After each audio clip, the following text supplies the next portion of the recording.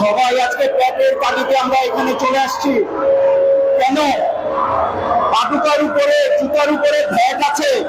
আমরা সরকারের নিয়ম নীতি মেনে ভ্যাট সব দিয়ে যাচ্ছি, কিন্তু এই 150 টাকা ও তার কম মূল্যের যে পাদুকা আছে, যে চপ্পলগুলো, এগুলো রিসাইকেল করে তৈরি করা হয়। আপনারা দেখবেন রাস্তাঘাট, নদী নালায় কোনো স্যান্ডেল জুতা পাবেন না, ছেঁড়া ফাটা জুতা পাবেন না। 20 কোটি মানুষের দেশ বাংলাদেশ, এত জুতা কোথায় যায়? এই ছিঁড়া ফাটা জুতাগুলো আমরা সংগ্রহ করি, সংগ্রহ করে রিসাইকেলিং পদ্ধতিতে এই 150 টাকা বা তার কম মূল্যের যে জুতাগুলো আছে সেগুলোকে আমরা প্রস্তুত করি, যেটা পরিবেশের জন্য খুবই ভালো, ভবিষ্যৎ প্রজন্মের জন্য একটা পরিচ্ছন্ন বাংলাদেশ আমরা রেখে যাচ্ছি। কিন্তু দুঃখের বিষয় হচ্ছে এই বছর নতুন করে আমাদের উপর ভ্যাট আরোপ করা হয়েছে। বিগত দিনগুলিতে এই ভ্যাট অব্যাহতি ছিল, এই 150 টাকার পাদুকার উপরে কোনো ভ্যাট ছিল না, কিন্তু আজকে দেখা যাচ্ছে এই 150 টাকার বা তার কম মূল্যের যে চপ্পলগুলো আছে এর মধ্যে ভ্যাট দেওয়া হয়েছে।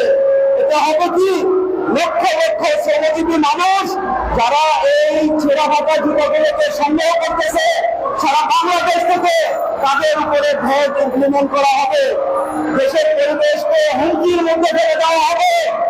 WHO যে আপনার স্মারক আছে যে প্রতিটা মানুষের উপর স্বাস্থ্য নিশ্চিত করা, সেটা হবে হবে। আমরা সরকার মহোদয়ের কাছে জানাতে চাই, বিনীতভাবে জানাতে চাই যে 150 টাকা এবং 150 টাকার নিচে যে রিসাইকেলিং এর মাধ্যমে পাদুকাগুলো প্রস্তুত হয়, এর থেকে ভ্যাট পূর্বের নয় অনুমতি দেওয়া হোক। আমাদের পেটে লাথি মারবেন না।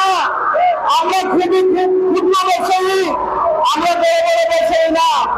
আমরা এই ক্ষুদ্র ব্যবসায়ীরা দেশের পরিবেশ উন্নয়নে কাজ করছি। আমরা বৈদেশিক মুদ্রা রক্ষা করার চেষ্টা করতেছি। আমরা সরকারের কাছে বিনীতভাবে আবেদন জানাই, আমাদের পেটে লাথি মারবেন না।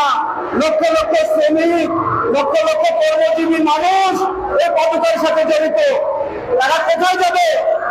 ভ্যাট দিলে দেশের উন্নতি হয়। হ্যাঁ, আমরা ভ্যাট দিচ্ছি, 150 টাকার উপরে যত জুতা আছে বা তার চেয়ে বেশি দামি যে জুতা আছে সেগুলোতে